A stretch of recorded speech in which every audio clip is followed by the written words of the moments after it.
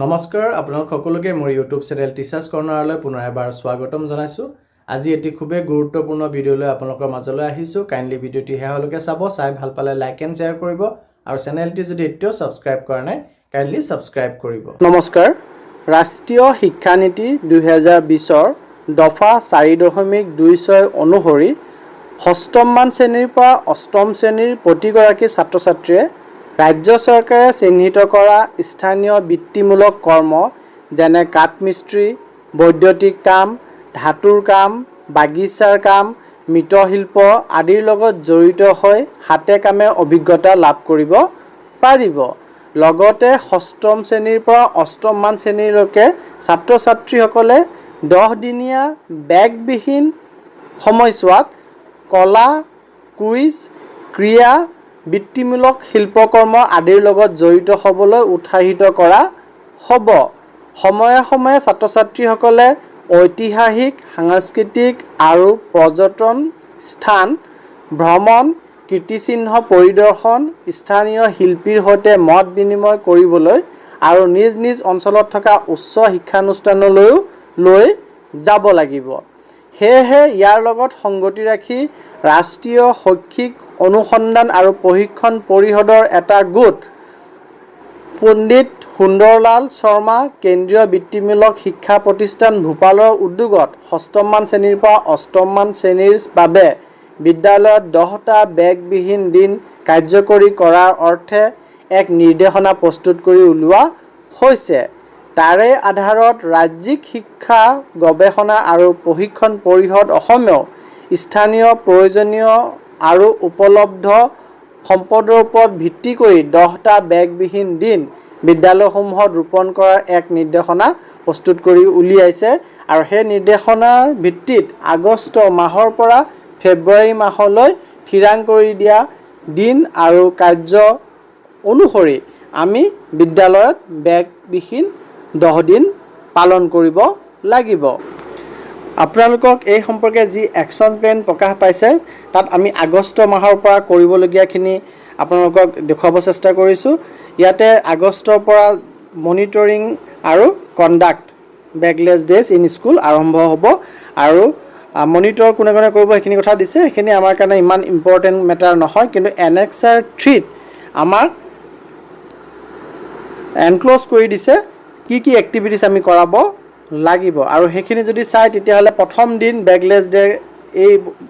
শৈক্ষিক বৰ্ষৰ বাবে 5 আগষ্ট টাইমলাইন দিছে আৰু ইয়াতে এৰিয়া ছাবজেক্ট কি আমি কভাৰ কৰিব লাগিব তাতে উল্লেখ কৰিছে story telling, story composition, debate and extempore speech. এইকেইটা ছাবজেক্ট আমি কভাৰ কৰিব লাগিব আৰু কি কি এক্টিভিটি কৰিব লাগিব সেইখিনিও ছাইডত আমাক দি দিছে। আৰু তাৰপাছত আমি 18 আগষ্টত দ্বিতীয়টি বেগলেছ ডে আমি বিদ্যালয়ত পালন কৰিম আৰু ইয়াত maths in day to day life আমাক এৰিয়াটো বা ছাবজেক্ট হিচাপে দিছে আৰু তাৰে এক্টিভিটি প্ৰগ্ৰামখিনিও আমাক উল্লেখ কৰিছে, আপোনালোকে স্ক্ৰীণত দেখিব পাই আছে। তাৰপিছত আমাৰ 9 ছেপ্টেম্বৰ 2025 আছে কুইজ আৰু গেমছৰ কাৰণে আৰু 8 অক্টোবৰ 2025ৰ 8 অক্টোবৰত আকৌ আৰ্ট এণ্ড ক্ৰাফ্টৰ কাৰণে আমাক বেগলেছ ডে হিচাপে বিদ্যালয়ত পালন কৰিব দিছে। 16 অক্টোবৰটো আকৌ এবাৰ দিছে, ইয়াত ৰোল প্লে, ড্ৰামাটাইজেশ্যন দিছে, মিউজিক, ছিংগিং, প্লেয়িং ইনষ্ট্ৰুমেণ্টছ, ফক ছংছ আৰু ডেন্সিঙক ছাবজেক্ট এৰিয়া হিচাপে লৈছে। 13 নৱেম্বৰ আকৌ ৰাখিছে 6 নম্বৰ দিন ভকেশ্যনেল স্কিলছৰ ওপৰত। 9 ডিচেম্বৰ হেল্থি বডি হেল্থি মাইণ্ডৰ ওপৰত মানে য়োগা মেডিটেশ্যন এইখিনিৰ ওপৰত জোৰ দিছে।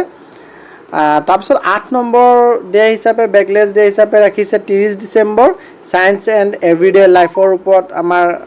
এই দিনটো পালন কৰা যাব আৰু 13 জানুৱাৰী 9 নম্বৰ গাৰ্ডেনিং আৰু প্লেণ্টেশ্যন ছেশ্যনৰ ওপৰত বেগলেছ ডে হিচাপে বিদ্যালয় পৰ্যায়ত পালন কৰিব লাগিব আৰু 3 ফেব্ৰুৱাৰী 2026 visit to historical monuments and important places. আৰু আমি এই যিখিনি আমাক ইয়াত দিছে একশ্যন প্লেনৰ সেইখিনি অকল ছাজেষ্টিভ এক্টিভিটিছ হয়। স্কুলে SCERTৰ যি ডিটেইল গাইডলাইন আছে সেই তাৰ পৰা নিজৰ সুবিধা মতে অঞ্চলটোৰ সুবিধা মতে এক্টিভিটিছ এৰিয়াছ প্ৰগ্ৰামছ এইবোৰ চিলেক্ট কৰি ল'ব পাৰিব আৰু এই গোটেই প্ৰগ্ৰামটো কৰাৰ পিছত আমি ইয়াৰ ৰিপৰ্টিং কৰিব লাগিব ৰিপৰ্টিঙৰ ফৰ্মেটটো ইয়াতে স্ক্ৰীনত আপোনালোকক মই দেখুৱাইছোঁ আৰু এইখিনি ৰিপৰ্টিঙৰ কথা যেতিয়া আহিব তেতিয়া মই ডিটেইলছত আপোনালোকক তাৰ বিষয়ে জনাব চেষ্টা কৰিম আৰু একশ্যন প্লেনটোৰ বিষয়ে মই আপোনালোকক জনালোঁ আৰু একশ্যন প্লেনটিত যদি এক্টিভিটি প্ৰগ্ৰামবোৰৰ বিষয়েও আপোনালোকে ডিটেইলছত জানিব বিচাৰে মই অকল ছাবজেক্ট বা কোনটো এৰিয়াৰ ওপৰত কোনটো ডে হ'ব সেইখিনি কথাই মই আপোনালোকক এই ভিডিঅ'টোত জনাইছোঁ আৰু ইয়াৰ ডিটেইলছ ভিডিঅ' যদি আপোনালোকক লাগে কমেণ্ট ছেকশ্যনত জনাব মই আপোনালোকক ডিটেইলছ ভিডিঅ' লৈ আহিম লগতে আপোনালোকক জনাওঁ যে এই বেগলেছ ডে আমাৰ যি gov provincialise upper primary schools আছে আৰু PMCৰ অধীনৰ স্কুল আছে সকলোতে অনুষ্ঠিত কৰা যাব আৰু এই PMC স্কুলছবিলাকৰ কাৰণে বাজেট প্ৰভিজন আছে অৰ্থাৎ 10 দিনৰ প্ৰত্যেক দিনৰ বাবে 2500 টকাকৈ মুঠতে 10 দিনৰ বাবে 25,000 টকা PMC স্কুলবিলাকে এই বেগলেছ ডে উদযাপন কৰিবৰ কাৰণে পাব বুলি যি খবৰ আমাৰ হাতত পৰিছেহি সেইমতে ক'ব পৰা গৈছে কিন্তু আমাৰ যি গভৰ্ণমেণ্ট স্কুল আছে বা প্ৰভিঞ্চিয়েল স্কুল আছে তাৰ কাৰণে এক্সট্ৰা ফাণ্ড নাই তেওঁলোকে এনুৱেল গ্ৰাণ্টৰ পৰাই ফাণ্ড ব্যৱহাৰ কৰিব লাগিব ধন্যবাদ